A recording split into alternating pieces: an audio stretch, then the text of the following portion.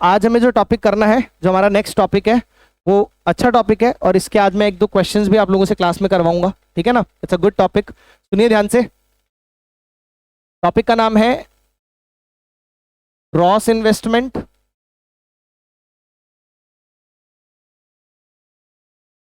Net investment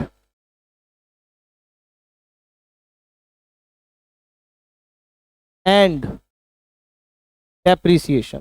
ठीक है जी।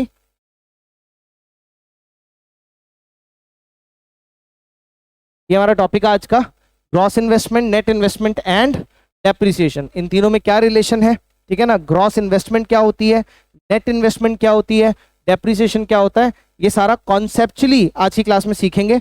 और कैसे कैलकुलेट करते हैं, कैसे इसका यूज करना है, ये भी आज की क्लास में सीखेंगे। डन? हाँ, शुरू करें, चलिए जी। और वैसे भी जो आज ही हम पढ़ने वाले हैं, ये आपको जो फर्दर जो थर्ड चैप्टर है उसका आप यूँ समझ लीजिए कि हर क्वेश्चन में ये कॉन्सेप्ट काम आएगा, हर क्वेश्चन में, ठीक है ना। और जब आप नेशनल इनकम निकालोगे उसके भी हर क्वेश्चन में आपको ये कॉन्सेप्ट काम आने वाला है, ठीक है बहुत इजी, ज़्यादा ऐसा नहीं कि ज़्यादा टिपिकल है, लेकिन ये इंपॉर्टेंट है क्योंकि हर क्वेश्चन में आपको ये काम आएगा। ग्रॉस और नेट के बीच का जो डिफरेंस है वो आपको समझना है, ठीक है। शुरू करें, बोलिए, शुरू करें, चलिए जी, बहुत बढ़िया। तो ग्रॉस और नेट के बीच का डिफरेंस समझते हैं क्या होता है। सबसे पहले अपन पहले डेप्रीसिएशन समझ लेते हैं क्या होता है। सर वैसे तो डेप्रीसिएशन हमें ऑलरेडी आता है, क्लास 11th में अपन ने डेप्रीसिएशन पढ़ा था, क्लास 11th में हमने डेप्रीसिएशन पढ़ा था, ठीक है। लेकिन फिर भी मैं एक बार डेप्रीसिएशन रिपीट कर देता हूं। बहुत सिंपल सी टर्म है डेप्रीसिएशन। डेप्रीसिएशन का मतलब क्या होता है बेटा, डेप्रीसिएशन का मतलब होता है नॉर्मल वियर एंड टियर। जब भी आप किसी सामान को नॉर्मल इस्तेमाल करते हैं जिसकी वजह से उसमें जो घिसावट आती है, ठीक है ना, उसकी वैल्यू रिड्यूस होती है धीरे धीरे करके, क्योंकि आप उसको क्या कर रहे हैं, कॉन्टिन्यूसली आप उसको कंज्यूम कर रहे हैं, यूज कर रहे हैं, ठीक है ना, तो घिस रहा है वो। तो जो घिसावट वाला पार्ट है उसको डेप्रीसिएशन कहते हैं, ठीक है। इसको सिंपली समझाने के लिए मैं आपको क्या कह सकता हूं, जैसे मान लीजिए आपने कोई भी एसेट खरीदा, मान लीजिए आपने एक स्कूटी खरीदी, ठीक है जी। और स्कूटी जब आपने खरीदी तो कितने की थी जी, 90,000 की थी। और आपने उसको साल भर चलाया, ठीक है। अब जब आप उसको साल भर चलाएंगे तो स्कूटी में घिसावट आएगी कि नहीं आएगी, उसके पेंट में पहले जैसी शाइन नहीं रहेगी, ठीक है ना, उसके टायर बिल्कुल पहले जैसे नहीं रहेंगे, थोड़े थोड़े वो भी घिस जाएंगे, उसके ब्रेक्स भी घिसेंगे, ठीक है ना। सारा जो इंटरनल पार्ट है, इंजन है, ये सब चीजें, जो जिस सीट पर आप बैठते हो, जो उसके शॉकर हैं, सब चीजों में धीरे धीरे घिसावट आएगी कि नहीं आएगी। तो मान लीजिए आपकी स्कूटी की जब आपने खरीदी थी 90,000 की वैल्यू थी, लेकिन आफ्टर 1 ईयर ऑफ यूज, एक साल के यूज के बाद, 1 ईयर ऑफ यूज, उसकी वैल्यू बची है बेटा फॉर एग्जाम्पल 65,000। कितनी बची है, 65,000, ठीक है जी। तो आप मुझे बताइए जितना आपने इसको कितना कंज्यूम कर लिया बेटा, एक साल में कितना कंज्यूम किया, अमाउंट 15,000 से आपने अपनी स्कूटी को क्या कर लिया, कंज्यूम कर लिया बेटा। This part is depreciation. इसको हम क्या बोलते हैं, डेप्रीसिएशन। क्लियर है जी, पक्का? अच्छा सॉरी, 25 होगा जी, 15 नहीं होगा इसने कोई बात नहीं, चुके, ठीक है ना। टाइम के साथ कैलकुलेशंस भी अच्छी हो जाएंगी तुम्हारी, ठीक है। चलिए जी, तो 65 और 90 के बीच का डिफरेंस 25, और 25 हमारा क्या हो गया, डेप्रीसिएशन। तो एक आपको बेसिक समझ बनी डेप्रीसिएशन की, कि डेप्रीसिएशन का मतलब घिसावट होती है, जितने से कोई चीज घिस जाती है, जितनी वैल्यू से वो घिस गई है, हमने उसको कंज्यूम कर लिया, दैट इज डेप्रीसिएशन। डन? ये क्लियर है? ओके। तो इसी को बोलते हैं नॉर्मल वियर एंड टियर। अब देखिए, इसको नॉर्मल वियर एंड टियर क्यों बोला जाता है, इसको नॉर्मल वियर एंड टियर इसलिए बोला जाता है कि आपको इसको नॉर्मल तरीके से यूज करना है। ये नहीं कि स्कूटी को आप पहाड़ी से कुदा रहे हो, ठीक है ना। तो दैट पार्ट अगर आपने एबनॉर्मल यूज किया, और एबनॉर्मल यूज करने की वजह से अगर उसमें कोई नुकसान होता है, ठीक है, उसकी वैल्यू डाउन जाती है, तो वो डेप्रीसिएशन नहीं है बेटा, वो लॉस है। वो क्या है, वो लॉस है, वो एबनॉर्मल लॉस है बेटा। Is that clear? तो डेप्रीसिएशन के लिए बहुत जरूरी है कि वो नॉर्मल यूज होना चाहिए, नॉर्मल वियर एंड टियर होना चाहिए। मैं आपको समझाता हूं। मान लीजिए आपने एक स्मार्टफोन खरीदा, ठीक है जी, मोबाइल फोन खरीदा, और मोबाइल फोन को आप नॉर्मली यूज कर रहे हैं। मोबाइल फोन का काम क्या है, फोन उठाना, बात करना। मोबाइल फोन जिस तरीके से हम नॉर्मल यूज करते हैं, आप नॉर्मल यूसेज कर रहे हैं। तो नॉर्मल यूसेज करने में भी फोन की घिसावट होती कि नहीं होती, घिसावट होता है, हाँ। तो वो तो है डेप्रीसिएशन। लेकिन अगर आप उसी फोन से अदरक कूट रहे हैं फॉर एग्जाम्पल, ठीक है, वो फोन का नॉर्मल यूज है कि नहीं, आप मेरे को पहले बताओ, बोलिए। नॉर्मल यूज है फोन का, फोन से अदरक कूटना। ला दे तेरा फोन, दे अभी कूटूं, हाँ हाँ हाँ, ठीक है जी, समझ में आया। तो अगर आप फोन को जिस चीज के लिए, जिस यूज के लिए चीज बनी है, जिस तरह से यूज करने के लिए बनी है, आप उस तरह से यूटिलाइज करेंगे उसे, उसमें जो उसकी घिसावट होगी उसी को हम डेप्रिसिएशन बोलते हैं। Is that clear? तो घिसावट यानी कि वियर एंड टियर नॉर्मल होनी जरूरी है। डन, समझ में आ गया? क्लियर? चलिए जी, अब हमारे सिलेबस में इकोनॉमिक्स के अंदर डेप्रिसिएशन के 3 रीजन है बेटा। कितने रीजन है? 3 रीजन है। पहला रीजन है जी नॉर्मल वियर एंड टियर, ठीक है ना। पहला रीजन क्या है? नॉर्मल वियर एंड टियर, मतलब नॉर्मल यूसेज। इसको आप क्या समझ सकते हैं बेटा? इसको आप बोल सकते हो नॉर्मल यूसेज की वजह से जो भी चीज में वैल्यू में घिसावट होती है, जो उसकी वैल्यू कम होती है, उसको हम डेप्रिसिएशन कहते हैं। ये है पहला यूज, पहला रीजन डेप्रिसिएशन का। दूसरा रीजन जो आपके सिलेबस में दिया हुआ है, बुक्स में जरूरत नहीं है, बुक्स जाने में मैं पढ़ाऊंगा एक एक लाइन, डोंट वरी। अभी जो मैं समझा रहा हूं आप वो अच्छे से सुन लो बस, ठीक है। दूसरा यूज दिया हुआ है जी passage of time. Passage of time, कभी कभी क्या होता है, आपने कोई सामान लाके रख दिया और आपने उसको यूज ही नहीं करा, ढक के उसको रख दिया अंदर। स्टिल बेटा पैसेज ऑफ टाइम, जैसे जैसे टाइम पास होगा, जैसे जैसे टाइम गुजरेगा, उसकी वैल्यू रिड्यूस हो जाएगी, ठीक है ना।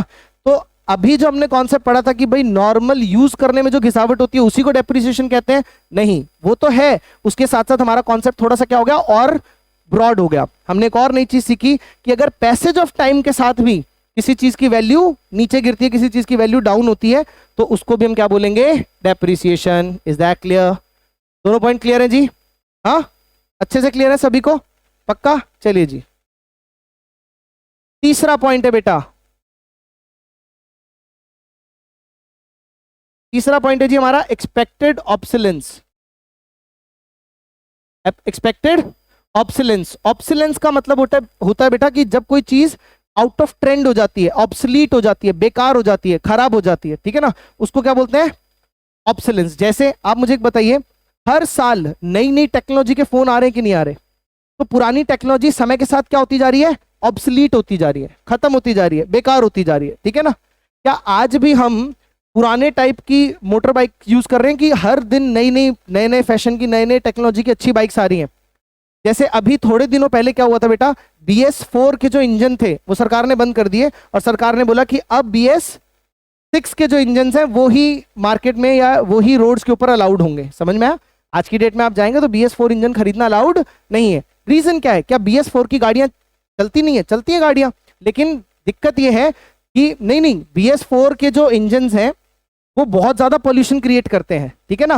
जब हम टेक्नोलॉजिकली और एडवांस हो गए और हमने एक नए टाइप का इंजन बना लिया, दैट इज BS6, जिससे पॉल्यूशन कम होता है एज कंपेयर टू BS4, तो गवर्नमेंट ने BS4 को ऑब्सलीट कर दिया, BS4 को यूज करना बंद कर दिया और BS6 यूज करना शुरू कर दिया। Is that clear? इसी समय में बेटा हम कोयले से चलने वाली गाड़ियों का इस्तेमाल करते थे, ट्रेन का, ठीक है। लेकिन धीरे धीरे नई टेक्नोलॉजी आई तो फिर पुरानी टेक्नोलॉजी क्या हो गई? ऑब्सलीट हो गई। इसको बोलते हैं बेटा एक्सपेक्टेड ऑब्सोलेंस। क्या बोलते हैं? Expected obsolescence. अब एक्सपेक्टेड का क्या मतलब है कि वो ऑब्सोलेंस जिसकी ऑलरेडी उम्मीद की जा रही थी, ठीक है ना। जैसे मैं आपको समझाता हूं कि आज अगर आप एक नया स्मार्टफोन खरीदें तो आप क्या एक्सपेक्ट करके चलते हैं कि लगभग 3 साल तक तो वो ठीक रहेगा ही ना। 3 साल तक तो ऐसा तो कुछ है नहीं कि आज आपने लिया और 2 महीने बाद एक बहुत ही जबरदस्त टेक्नोलॉजी आ गई और सब लोगों ने फोन यूज करने बंद कर दिया, ऐसा नहीं होता, ठीक है। तो एक्सपेक्टेड ऑब्सोलेंस होना चाहिए। अगर अनएक्सपेक्टेड ऑब्सोलेंस हुआ, अनएक्सपेक्टेड ऑब्सोलेंस, तो बेटा वो डेप्रिसिएशन काउंट होगा कि नहीं होगा? नहीं होगा। एक्सपेक्टेड ऑब्सोलेंस को ही डेप्रिसिएशन कहा जाएगा। आप मान लीजिए, मैं आपको एक एग्जांपल देता हूं, जैसे आजकल मोबाइल फोन जो है वो बहुत जल्दी जल्दी अपडेट हो रहे हैं। तो आज की डेट में आपने एक फोन लिया और आपने जब फोन खरीदा तो आपको ऑलरेडी एक्सपेक्टेड आपके मन में कि यार 3 साल ही चलता है फोन मैक्सिमम, 3 साल के बाद मुझे फोन चेंज ही करना पड़ेगा। डन, मान लीजिए। तो आपका एक्सपेक्टेड ऑब्सोलेंस क्या है? 3 साल, ठीक है। अब अगर 3 साल बाद भी वैसे देखा जाए तो वो फोन चल रहा है, सही है, कोई दिक्कत नहीं उसमें, ठीक है ना। थोड़ा बहुत घिस गया है, घिसावट आई है, तो नॉर्मल वियर एंड टियर हुआ है उसमें, पैसेज ऑफ टाइम भी हो गया है, लेकिन आप उसको किस वजह से चेंज कर रहे हो या आप दूसरे फोन पे शिफ्ट क्यों हो रहे हो? एक्सपेक्टेड ऑब्सोलेंस की वजह से। समझ में आया? ऐसा तो नहीं ना कि वो फोन चलना बंद हो जाएगा। अगर आप चाहें उसको यूज करना तो अभी भी आप उसको कंटिन्यूसली यूज कर सकते हैं, लेकिन क्योंकि आपका एक्सपेक्टेड ऑब्सोलेंस था कि मुझे 3 साल बाद चेंज करना है, आपको वो फोन अब अच्छा नहीं लग रहा है, आपको नई टेक्नोलॉजी पे शिफ्ट होना है, तो इसको हम बोलते हैं expected obsolescence. Is that clear? हर व्यक्ति का एक्सपेक्टेड ऑब्सोलेंस क्या होता है? अलग अलग होता है। मैं अगर एक फोन खरीदूंगा तो हो सकता है कि मैं ये मान के चलूं कि यार इसको मुझे 5 साल यूज करना है, ठीक है ना, तो मेरा एक्सपेक्टेड ऑब्सोलेंस कितना हो जाएगा, 5 ईयर्स। आप अगर फॉर एग्जाम्पल आपके पास ज्यादा पैसे हैं, ठीक है ना, आपको लगता है मैं तो यार हर साल फोन चेंज करना है, ठीक है, तो आपका एक्सपेक्टेड ऑब्सोलेंस 1 साल हो जाएगा। जैसे बहुत से लोग होते हैं वो क्या करते हैं कि जैसे ही नया आईफोन आया तो वो पुराने वाला छोड़ के नए वाले पे शिफ्ट हो जाते हैं, तो उनका एक्सपेक्टेड ऑब्सोलेंस 1 साल का ही है। समझ में आया कि नहीं आया? तो it depends on person to person, clear. लेकिन ये 3 रीजंस हैं जिनकी वजह से हमारे कोर्स में जो डेप्रिसिएशन का है वो ये तीनों की वजह से होता है। Is that clear? तो डेप्रिसिएशन का मतलब normal wear and tear, passage of time और एक्सपेक्टेड ऑब्सोलेंस। डन, क्लियर है सभी को? शाबाश। चलिए जी, फटाफट मैं आपको डेप्रिसिएशन रीड कर देता हूं, फिर हम आगे बढ़ते हैं। चलिए जी, डेप्रिसिएशन के टॉपिक पे आ जाइए। पहले पेज नंबर 2.11, ठीक है ना। Gross investment, net investment and depreciation का जो टॉपिक है वो बाद में करेंगे, पहले डेप्रिसिएशन समझ लेते हैं अच्छे से। शुरू करूं? डेप्रिसिएशन के ब्रैकेट में देखिए एक बहुत अच्छी चीज लिखी हुई है, कंजम्पशन ऑफ फिक्स्ड कैपिटल। किस चीज का? कंजम्पशन फिक्स्ड कैपिटल का। जब आप फिक्स्ड एसेट्स को कंज्यूम करते हैं, जितना पार्ट आप कंज्यूम कर लेते हैं वही तो डेप्रिसिएशन होता है। इसीलिए डेप्रिसिएशन का दूसरा नाम क्या है बेटा? Consumption of fixed capital, fixed capital को कंज्यूम करना। डन। जैसे ये टेबल्स हम यूज कर रहे हैं क्लास में, ठीक है ना, साल दर साल थोड़े थोड़े क्या होते जाएंगे, घिसते चले जाएंगे, तो वो इनका डेप्रिसिएशन है बेटा, ठीक है जी। फिक्स कैपिटल का कंजम्पशन, जो आपका घर है, बिल्डिंग, हाउस, प्रॉपर्टी है जो आपकी, क्लियर, वो एक फिक्स कैपिटल है। क्या घर को भी हम कंज्यूम करते हैं कि नहीं करते हैं? साल दर साल वो घिसता जाता है कि नहीं घिसता जाता? हाँ, तो बाद में एक अलग बात है कि हम उसको रिपेयर करवा लेते हैं, उसको फिर से हमने रेनोवेट करवा लिया, फिर से हमने उसको ठीक करवा लिया, लेकिन घिसता है ना बेटा। रेनोवेट करवाने की जरूरत इसीलिए पड़ती है क्योंकि घिसता है। अगर घिसता ही नहीं कभी, तो हमें उसको क्यों दोबारा रीपेंट, क्यों दोबारा उसको रेनोवेट करना पड़ता? समझ में आ रहा है? तो that is also depreciation, consumption of fix capital, ठीक है ना। आप उस चीज को कंज्यूम कर रहे हो, यूज कर रहे हो ना डेली बेसिस, तो नॉर्मल वियर एंड टियर होता है जिसकी वजह से वो डेप्रिशिएट हो जाता है। डन। तो डेप्रिसिएशन का एक और नाम है कंजम्पशन ऑफ फिक्स कैपिटल। आगे बढ़े, चलिए जी। अब मैं डेफिनेशन पढ़ रहा हूं और आप मेरे को बताइएगा डेफिनेशन सुनने के बाद कि आपको इसमें कुछ भी नया मिला कि नहीं मिला, ठीक है ना। जो हमने क्लास में डिस्कस किया सब कुछ वही है, उसके अलावा और कुछ भी नहीं है। चलिए जी, depreciation refers to a fall in the value of fixed asset. Fixed asset की वैल्यू में क्या आ जाता है बेटा? गिरावट आ जाती है, फॉल आ जाता है, 3 रीजंस की वजह से। Due to normal wear and tear, due to passage of time और due to expected obsolescence. Bracket में देखो क्या लिखा हुआ है, change in technology. Is that clear? जैसे ही मार्केट में BS6 की गाड़ी आई और आपके पास BS4 की गाड़ी, आप किसी को बेचने जाओ, वो बोलेगा नहीं जी अब तो नई टेक्नोलॉजी आ गई BS6, अब BS4 की क्या वैल्यू है? आपकी चीज की वैल्यू गिरी कि नहीं गिरी? फॉल हुआ कि नहीं हुआ? हुआ ना। समझ में आया कि नहीं आया? आपके पास फॉर एग्जाम्पल एप्पल 12 है, ठीक है, 12 आ गया है क्या? मेरे को पता नहीं एप्पल के बारे में। 12 आ गया, 13 कौन सा चल रहा है? 14 चल रहा है, ठीक है जी। मान लीजिए आपके पास एप्पल 14 है राइट नाउ, अभी 14 ही है ना, लेटेस्ट 14 चल रहा है, 14 आपके पास एप्पल, क्लियर। और एकदम से एप्पल 15 आ जाए, मेरे को बताओ 14 की वैल्यू में फॉल आ जाएगा कि नहीं आ जाएगा? बिल्कुल आ जाएगा। समझ में आया? तो दिस इज एक्सपेक्टेड ऑब्सोलेंस। समझ में आया कि टेक्नोलॉजी अपग्रेड हुई, टेक्नोलॉजी में चेंज आया, कुछ और नया आया, तो पुराने वाले की वैल्यू गिर जाती है। समझ में आ गया? डन। फिर से पढ़ रहा हूं डेफिनेशन, फटाफट सुन लो, इस बार जल्दी जल्दी पढ़ूंगा। Depreciation refers to a fall in value of fixed assets due to 3 चीजों की वजह से, due to normal wear and tear, passage of time और एक्सपेक्टेड ऑब्सोलेंस। ब्रैकेट में लिखा हुआ है change in technology. The concept of depreciation is very important to differentiate between gross value and net value.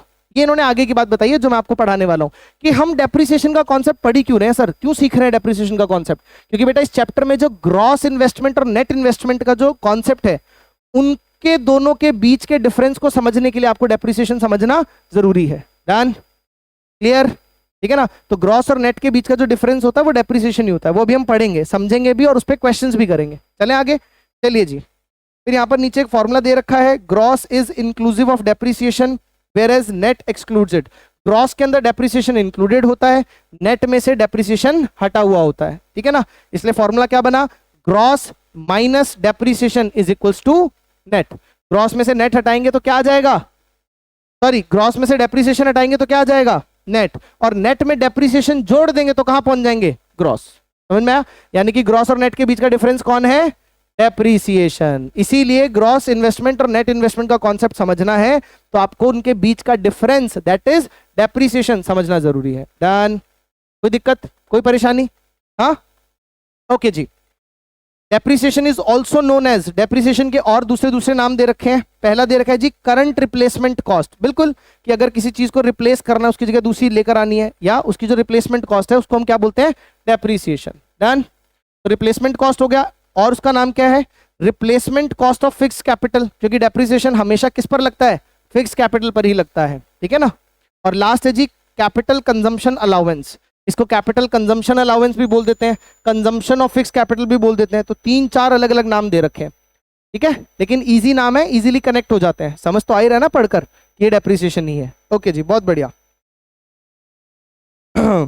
इसके बाद depreciation of assets is mainly due to 3 reasons. बेटा ये box बाद में पढ़ेंगे, पहले ये टॉपिक कंप्लीट कर लेते हैं। डेप्रिसिएशन ऑफ एसेट्स जो है वो 3 रीजंस की वजह से होता है। तीनों रीजन हम क्लास में ऑलरेडी डिस्कस कर चुके हैं, फटाफट रीड आउट कर रहा हूँ, सुन लीजिए। Normal wear and tier, continuous use of fixed asset in production process decreases their productive capacity and value। जब भी आप किसी चीज का continuous यूज करते हैं तो उसकी जो प्रोडक्टिव कैपेसिटी होती है, नई नई स्कूटी जितनी भागती है, ठीक है ना, पुरानी होने के बाद वो उतनी बढ़िया नहीं चलती, उतना स्मूथ नहीं चलती है, ठीक है ना। तो उसकी जो प्रोडक्टिव कैपेसिटी है, जिस चीज के लिए हम उसको लेकर आए थे, उसकी कैपेसिटी दिन ब दिन क्या होती चली जाती है, कम होती चली जाती है। Is that clear? इसीलिए उसकी वैल्यू भी कम हो जाती है। कोई भी पुरानी स्कूटी के उतने ही पैसे क्यों नहीं देता जितने में नहीं मिल रही है, क्योंकि पुरानी स्कूटी नई स्कूटी जितनी स्मूथ, नई स्कूटी जितनी प्रोडक्टिव नहीं होती है, डैमेज हो जाता है। क्लियर? समझ में आया कि नहीं आया? क्योंकि उसकी प्रोडक्टिव कैपेसिटी कम है, इसलिए उसके पैसे भी कम मिलेंगे। तो प्रोडक्टिव कैपेसिटी के कम होने की वजह से ही वैल्यू में गिरावट आती है। डन? क्लियर है?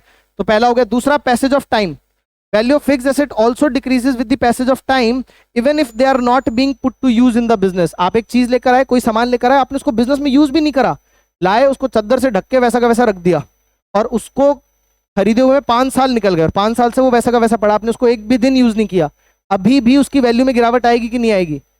बोलिए। तो अब गिरावट जो आई है वो यूसेज की वजह से आई है, नॉर्मल वियर एंड टियर की वजह से आई है, कि पैसेज ऑफ टाइम की वजह से आई है? Passage of time. This is reason number 2। Depreciation का दूसरा रीजन क्या है बेटा? Passage of time. Very nice, फटाफट रीड आउट कर लेते हैं। Natural factors like rain, wind, weather etcetera contribute to fall in their value, ठीक है ना। जैसे मान लीजिए आप कपड़ा लेकर आइए, आप उसको यूज मत कीजिए, शर्ट लेकर आइए, यूज मत कीजिए, उसको अलमारी में पैक करके रख दीजिए और उसको अलमारी में पड़े रहने दीजिए 3 साल, 4 साल, 5 साल। 4-5 साल में जब आप उसको निकालेंगे, क्या उसकी वही स्ट्रेंथ, वही क्वालिटी रहेगी जो नई शर्ट की थी, चाहे आपने उसको यूज नहीं की? छोटा होना तो बेटा बात अलग है, मान लीजिए आप बढ़ना बंद हो गए हो, अब आप वो चीज छोटी नहीं हुई आपके, लेकिन मैं बोल रहा हूँ फिर भी स्ट्रेंथ, कपड़े की क्वालिटी भी जो 5 साल पहले नहीं लेकर आए थे वही रहेगी, या वो समय के साथ कम होती जाती है, चाहे आप उसको यूज करें चाहे आप उसको यूज ना करें। डन? समझ में आया कि नहीं आया? गुड। तो ये हो गया पैसेज ऑफ टाइम। थर्ड है बेटा एक्सपेक्टेड ऑब्सोलेंस। एक्सपेक्टेड ऑब्सोलेंस देखिए, value of fixed asset also decreases due to expected obsolescence, loss in value due to change in technology. कि कोई बेटर टेक्नोलॉजी आ गई है, नई टेक्नोलॉजी आ गई है, जैसे ही नई टेक्नोलॉजी आती है पुरानी टेक्नोलॉजी की चीज की वैल्यू क्या हो जाती है? कम हो जाती है। डन? ये 3 रीजंस होते हैं बेटा डेप्रिसिएशन के। I hope I am clear. हाँ जी, ऑनलाइन कोई डाउट?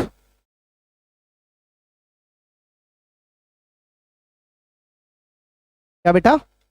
आप सर्विस देखो, सर्विस तो करवाते हैं ना, एक्टिवा की, एक्टिवा खरीदते हैं फॉर एग्जांपल, हम उसकी सर्विस करवाएं। आप कितनी भी सर्विस करवा लीजिए, सर्विस में क्या होता है मैं आपको बताता हूँ, सुनिए।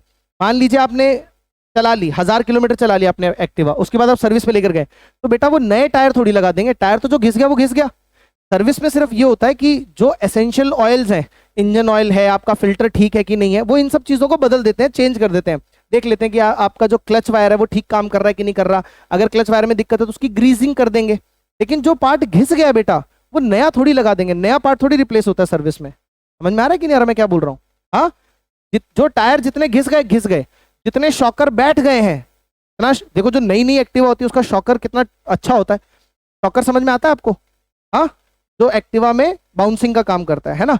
लेकिन थोड़े समय बाद जब आप उसके ऊपर 2-2, 3-3 लोग चढ़ चढ़ के बैठते हैं, थोड़े टाइम बाद बार बार खड्डों में जाती है, वो शॉकर लूज हो जाते कि नहीं हो जाते? तो जब आप सर्विस में देने जाएंगे तो वो शॉकर फिर से नए शॉकर थोड़ी लगा देंगे। समझ में आ रहा है? तो वो जो पेंट की क्वालिटी, जो चमक कम हो गई है पहले से, सर्विस से वो चमक थोड़ी बन जाएगी वापस। सर्विस में तो ये हो सकता है कि गंदी है स्कूटी तो साफ कर दी, धो दी, लेकिन उससे वो चमक वापस नहीं आती बेटा। समझ में? वो बिल्कुल न्यूली शाइन जो होती है वो कैसे वापस आएगी? वो तो गई, वो तो रिड्यूस होगी, धूप से पड़ पड़ के वो रंग उड़ चुका है। समझ में आया? धूप में खड़ी होती है एक्टिवा तो रंग उड़ जाता है। तो वो डेप्रिसिएशन कभी भी रिस्टोर नहीं हो सकता बेटा। क्लियर? सर्विस आप कितनी भी करवा लो स्कूटी को, वो डेप्रिसिएशन आप रिस्टोर नहीं कर सकते हो। जो डेप्रिसिएशन हो गया, जो कंजम्पशन हो गया, जो वैल्यू रिड्यूस हो गई, वो रिड्यूस ही होगी। हाँ, आप डेप्रिसिएशन अगर आप सावधानी से चलाएंगे, आप अपने एसेट को अच्छे से यूज करेंगे, तो आप ये मेक श्योर कर सकते हैं कि साल भर में 25,000 की जगह डेप्रिसिएशन 20,000 का हो, 15 का हो, 10 का हो। जैसे फॉर एग्जाम्पल मैं अपनी स्कूटी बहुत अच्छे से चलाता हूं, तो मेरी वैल्यू 90 से 80 पर आएगी। लेकिन कोई दूसरा व्यक्ति है, वो अपनी स्कूटी को बिल्कुल भी केयरलेस तरीके से चलाता है, केयर से नहीं रखता है, ठीक है ना, खड्डों में भी जोर जोर से जाने, मतलब वो बुरे तरीके से चलाता है, तो उसकी वैल्यू जो है वो 90 से 60 पहुंच जाएगी। तो उसने एक साल में 30,000 का घिस दिया, मैंने ठीक से चलाई तो एक साल में 10,000 का घिसा। But we can not make कि हम जाएंगे सर्विस में और ये 10,000 का जो डेप्रिसिएशन वो रिस्टोर हो जाएगा, दैट्स नॉट पॉसिबल। समझ में आया कि नहीं आया? बोलिए जी। ओके, तो ऑनलाइन भी किसी को कोई डाउट नहीं है? Very nice. तो दिस टॉपिक इज ओवर, ये तो हो गया खत्म जी। अब हम पढ़ते हैं अगला पार्ट, दैट इज डेप्रिसिएशन। यार ये बॉक्स वाला भी करवा ही देता हूँ। एक्सपेक्टेड और अनएक्सपेक्टेड मैंने करवाया था बेटा आपको क्लास में, तो मैं बता चुका हूँ एक्सपेक्टेड ऑब्सोलेंस और अनएक्सपेक्टेड ऑब्सोलेंस बॉक्स में दिया हुआ है, ये भी पढ़ लेते हैं। आइए फटाफट। एक्सपेक्टेड ऑब्सोलेंस दिया हुआ है बेटा पेज नंबर 2.11 पे, सबसे लास्ट में एक्सपेक्टेड एंड अनएक्सपेक्टेड ऑब्सोलेंस, मैं वो पढ़ रहा हूँ, बॉक्स के अंदर दिया हुआ है, नीले बॉक्स के अंदर। चलिए जी पढ़ूं, शुरू करते हैं। वैल्यू ऑफ फिक्स्ड एसेट में decrease either due to expected obsolescence और due to unexpected obsolescence. Expected obsolescence वो है बेटा जिसकी हमें एक्सपेक्टेशन थी, सामान खरीदते टाइम में हमें पता था कि यार 4-5 साल के बाद ये ऑब्सोलीट हो जाएगा, ठीक है ना। जिस चीज की आपको उम्मीद होती है पहले से, उसको हम एक्सपेक्टेड बोलते हैं। जिस चीज की उम्मीद नहीं होती उसको हम अनएक्सपेक्टेड बोलते हैं। मैं ठीक बोल रहा हूं? हाँ, तो वो ऑब्सोलेंस जो आपको ऑलरेडी एक्सपेक्टेड थी कि भाई हो जाएगा, आपने आईफोन खरीदा और आपको पता था कि 4 साल के बाद मेरे को दूसरा लेना पड़ेगा, 4 साल के बाद ये ऑब्सोलीट हो जाएगा, तो आपकी एक्सपेक्टेड ऑब्सोलेंस है 4 ईयर्स। क्लियर? लेकिन अगर आपने आईफोन खरीदा, आपको ये उम्मीद थी कि 4 साल बाद होगा, लेकिन वो हो गया 2 साल बाद ही, 2 साल के बाद ही बुरी तरीके से हैंग हो रहा है, स्लो चल रहा है एंड ऑल दैट, ठीक है, तो वो ऑब्सोलीट जो ऑब्सोलेंस है वो एक्सपेक्टेड है कि अनएक्सपेक्टेड है? अनएक्सपेक्टेड है, सिंपल। तो टॉपिक तो आपको क्लियर ही है, फटाफट रीड आउट कर लेते हैं। आइए जी बेटा, expected obsolescence occurs due to change in technology और change in demand for goods and services. As expected obsolescence is an expected loss. It is managed by making provision for depreciation reserve fund. अब सुनिए, अगर आपको कोई चीज लेते समय ही पता है, एक्सपेक्टेड है कि 4 साल में ये क्या हो जाएगी, ऑब्सोलीट हो जाएगी, तो बेटा आप आज से ही 4 साल के लिए तैयारी करना शुरू कर दोगे ना कि जब 4 साल बाद ये ऑब्सोलीट होगा तो इसकी जगह मुझे दूसरा फोन लेना है। समझ में आ रहा है कि नहीं आ रहा? उसी के लिए हम क्या बनाते हैं? Depreciation reserve fund. मुझे पता है कि आज मैंने एसी खरीदा है और ये एसी 5 साल चलेगा, फॉर एग्जाम्पल मेरा एक्सपेक्टेशन है कि 5 साल चलेगा, तो बेटा मैं 5 साल के अंदर इतना पैसा इकट्ठा करूंगा ना कि ताकि जब 5 साल बाद ये ऑब्सोलीट हो, ये इसको हटाना हो, तो इसकी जगह मुझे दूसरा एसी लगा सकूं मैं, तो मुझे वो पैसा इकट्ठा करना पड़ेगा कि नहीं करना पड़ेगा? तो हम एक रिजर्व फंड बना लेते हैं, डेप्रिसिएशन रिजर्व फंड, ठीक है ना। हम क्या बना लेते हैं? Depreciation reserve fund. ऊपर टॉपिक भी दिया हुआ है, डेप्रिसिएशन रिजर्व फंड या फिर प्रोविजन फॉर डेप्रिसिएशन। हमने अकाउंट्स में पढ़ा है यार 11th क्लास में। हाँ, आज मान लीजिए मैंने एक एसेट खरीदा और मुझे पता है 10 साल बाद ये खत्म हो जाएगा, 10 साल बाद ये खत्म हो जाएगा, तो हम हर साल उसका 10वां हिस्सा बचाते हैं अपने पास, इकट्ठा करते हैं, प्रोविजन में डालते हैं, ताकि 10 साल बाद जब ये एसेट खत्म हो जाए तो इसकी जगह हम दूसरा एसेट ला सकें। समझ में आ रहा है कि नहीं आ रहा? हाँ, तो बेटा एक्सपेक्टेड ऑब्सोलेंस के लिए हम क्या करते हैं? हम रिजर्व फंड बना सकते हैं। डन? क्लियर है? ओके, आगे बढ़ते हैं। Unexpected obsolescence occur due to natural calamities like earthquake. अब मान लीजिए आपने घर बनाया और आपको लगता है कि यार अब तो 10 साल कोई टेंशन नहीं है, 10 साल तक तो ये घर बिगड़ेगा ही नहीं, हमने इतना अच्छा, इतना सॉलिड, इतना मजबूत घर बनाया है, ठीक है। हाँ, 10 साल बाद हो सकता है इसमें माइनर हमें रिपेयर करवानी पड़े, तो 10 साल तक आपके लिए कोई भी ऑब्सोलीट होना या घर में कोई भी छोटा मोटा एरर होना आपके लिए एक्सपेक्टेड नहीं है। आपने घर बनवाया और 1 साल बाद ही अर्थक्वेक आया और पूरा घर नीचे आ जाए, तो बेटा ये एक्सपेक्टेड ऑब्सोलेंस है कि अनएक्सपेक्टेड ऑब्सोलेंस है? अनएक्सपेक्टेड ऑब्सोलेंस है। समझ में आ गया? हाँ, क्योंकि आपने वो एक्सपेक्टेशन नहीं की थी। डन? इसको बोलते हैं अनएक्सपेक्टेड ऑब्सोलेंस। ये यूजुअली नेचुरल क्लैमिटीज की वजह से आता है, ठीक है ना। सिर्फ नेचुरल, देखो बुक में क्या एक लिमिट में दे रखा है, मैं आपको पूरा कॉन्सेप्ट बता रहा हूँ। सिर्फ ऐसा नहीं कि नेचुरल क्लैमिटीज की वजह से। मान लीजिए आपने फोन खरीदा और आपको एक्सपेक्टेशन है कि यार 4 साल तो चलेगा मेरा फोन मस्त, क्लियर, लेकिन 5 महीने बाद ही, 6 महीने बाद ही आप जिस शहर में रहते हैं वहां बहुत तेज बारिश हुई, बाढ़ आ गई, ठीक है ना। आप बाहर थे, फोन आपके पास था और पानी भर गया जगह जगह और आपके पास फोन, आप उसको प्रोटेक्ट नहीं कर पाए, वो पानी में गीला होकर खराब हो गया। अब आप मुझे बताइए एक्सपेक्टेड ऑब्सोलेंस है कि अनएक्सपेक्टेड ऑब्सोलेंस है? अनएक्सपेक्टेड है। इसके लिए आप कुछ कर थोड़ी सकते थे। समझ में आया कि नहीं आया? हाँ, तो ऐसे किसी भी रीजन से समय से पहले जब कोई चीज खराब हो जाती है तो उसको हम क्या बोलते हैं? Unexpected obsolescence. डन? अच्छा, आपने तो सोचा था 4 साल चलेगा, तो आप तो रिजर्व 4 साल के हिसाब से बना रहे होगे और आपको पैसों की जरूरत पड़ गई 6 महीने बाद ही। तो मेरे को बताइए अनएक्सपेक्टेड ऑब्सोलेंस को रिजर्व से मैनेज किया जा सकता है कि नहीं किया जा सकता? नहीं किया जा सकता, ठीक है ना, क्योंकि हम तो रिजर्व बना रहे हैं 4 साल के अकॉर्डिंग। मुझे तो लग रहा है कि यार मुझे 4 साल बाद दूसरा फोन लेना है, तो मैं हर साल कितना फंड डाल रहा हूं 4 साल के अकॉर्डिंग ना, और मेरे को जरूरत पड़ गई 6 महीने बाद ही। तो आप इसको अनएक्सपेक्टेड ऑब्सोलेंस को मैनेज नहीं कर सकते हो डेप्रिसिएशन रिजर्व फंड से, ठीक है। हाँ, लेकिन जैसा आप सोचो, जैसा आपने एक्सपेक्ट किया हो वैसा ही ऑब्सोलेंस होगा, तब आप डेप्रिसिएशन रिजर्व फंड से मैनेज कर पाओगे, ठीक है ना। मैंने एक मशीन ली और मैंने सोचा 10 साल तक चलेगी, ठीक है, और मैंने उसके अकॉर्डिंग 10 साल के अंदर रिजर्व फंड बनाना शुरू कर दिया। क्लियर, डेप्रिसिएशन रिजर्व फंड बना रहा हूं। 10 साल गुजर गए, मेरा रिजर्व फंड तैयार है। 10 साल के बाद जैसा मैंने एक्सपेक्ट किया था 10 साल के बाद ही वो ऑब्सोलीट हुई। मुझे बताइए क्या मैं इस ऑब्सोलेंस को अपने फंड से मैनेज कर पाऊंगा कि नहीं कर पाऊंगा? क्योंकि मेरा फंड रेडी है बिल्कुल, ठीक है ना। अब मुझे नई मशीन लानी है तो मैं आराम से लेके आ सकता हूं। सेम एग्जाम्पल, मैंने मशीन ली, दुकानदार ने मुझे बोला था 10 साल आराम से चलेगी। मैंने कहा ठीक है जी 10 साल चलेगी, और मैंने 10 साल के अकॉर्डिंग फंड बनाना शुरू कर दिया। लेकिन 4 साल बाद ही एक अर्थक्वेक आया, फैक्ट्री पूरी की पूरी जमीन में घुस गई, मेरी मशीन भी खराब हो गई, मशीन भी डैमेज हो गई। क्लियर। अब मुझे बताइए मैं नई मशीन खरीद पाऊंगा अभी तुरंत की तुरंत? क्या मेरे पास ये फंड है? क्या मैं इसको फंड से मैनेज कर पाऊंगा? नहीं, क्योंकि फंड तो मैं 10 साल के अकॉर्डिंग बना रहा था ना, अभी तक मेरे पास उतना पैसा इकट्ठा ही नहीं हुआ होगा, तो मैं चौथे साल में उसको कैसे मैनेज करूंगा? आया समझ में कि नहीं आया? हाँ जी, ऑनलाइन वालों समझ में आ गया सब लोगों को? हाँ, तो बेटा आप मेरे को बताओ एक्सपेक्टेड ऑब्सोलेंस को डेप्रिसिएशन रिजर्व फंड से मैनेज किया जा सकता है कि नहीं किया जा सकता? किया जा सकता है सर, क्योंकि ये एक्सपेक्टेड है कि इतने साल बाद होना था, तो उसके अकॉर्डिंग ही हमने फंड बनाया होगा। समझ में आ गया? ओके, अगर मैं बोलूं कि अनएक्सपेक्टेड ऑब्सोलेंस को डेप्रिसिएशन रिजर्व फंड से मैनेज किया जा सकता है कि नहीं किया जा सकता? नहीं किया जा सकता सर, क्योंकि इतना जल्दी ऑब्सोलेंस हो जाएगा हमें पता ही नहीं था, we are not expecting it. तो अब तक हमारा जो डेप्रिसिएशन रिजर्व फंड है वो बन ही नहीं पाया होगा, उतनी वैल्यू तक पहुंचा ही नहीं होगा, तो हम इस लॉस को अपने डेप्रिसिएशन रिजर्व फंड से मैनेज नहीं कर पाएंगे। Is that clear? Concept clear है बेटा? हाँ ठीक है जी, बहुत बढ़िया, सबको क्लियर है? ऑनलाइन वाले भी कह रहे हैं क्लियर है, क्लियर है। चलिए जी आगे बढ़ते हैं, मैं फटाफट इसको रीड कर रहा हूँ अनएक्सपेक्टेड को, फिर आगे बढ़ते हैं। Unexpected obsolescence occurs due to natural calamities like earthquake, flood etcetera, और due to theft, accidents etcetera. Loss of value of fixed asset due to unexpected obsolescence is termed as capital loss. मैंने बोला था ना, unexpected obsolescence की वजह से अगर कोई आपको नुकसान होगा वो डेप्रिसिएशन नहीं होता बेटा, ठीक है ना, उसको आप एबनॉर्मल लॉस या कैपिटल लॉस बोल सकते हो। क्या बोल सकते हैं उसको? हाँ, एक्सपेक्टेड ऑब्सोलेंस की वजह से नुकसान हुआ, एक्सपेक्टेड ऑब्सोलेंस की वजह से वैल्यू खत्म हुई, दैट इज डेप्रिसिएशन, कोई दिक्कत नहीं है। लेकिन जिसका एक्सपेक्टेशन ही नहीं था और उससे पहले ही वो नुकसान हो गया, तो that is not depreciation, that is capital loss, और इसको आप डेप्रिसिएशन रिजर्व फंड से मैनेज नहीं कर सकते। बुक में नहीं दे रखा, मैं आपको बता रहा हूं, मैनेज नहीं कर सकते। क्लियर? एक्सपेक्टेड को कर सकते हैं। बहुत ही बढ़िया जी, फटाफट पेज पलटिए, पीछे डेप्रिसिएशन वर्सेस कैपिटल लॉस का डिफरेंस दे रखा है, ये डिफरेंस भी हम जल्दी जल्दी कर लेते हैं। मीनिंग क्या है? It refers to fall in value of fixed asset due to normal wear and tear. अगर मैं डेप्रिसिएशन की बात करूं तो सर जब भी फिक्स्ड एसेट की वैल्यू में फॉल आएगा 3 कारणों से, due to normal wear and tear, due to passage of time, and due to expected obsolescence, उसको हम डेप्रिसिएशन कहेंगे। क्लियर?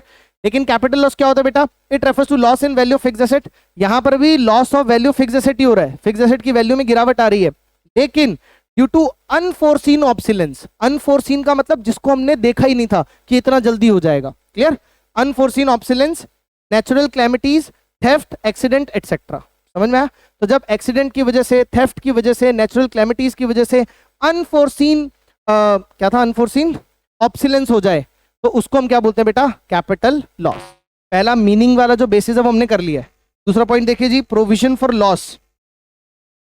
डेप्रिसिएशन के लिए प्रोविजन बनाया जा सकता है कि नहीं बनाया जा सकता? क्योंकि डेप्रिसिएशन तो सब एक्सपेक्टेड के हिसाब से होता है, तो उसके लिए अपन प्रोविजन बना सकते हैं, उसको मैनेज कर सकते हैं। किस चीज से?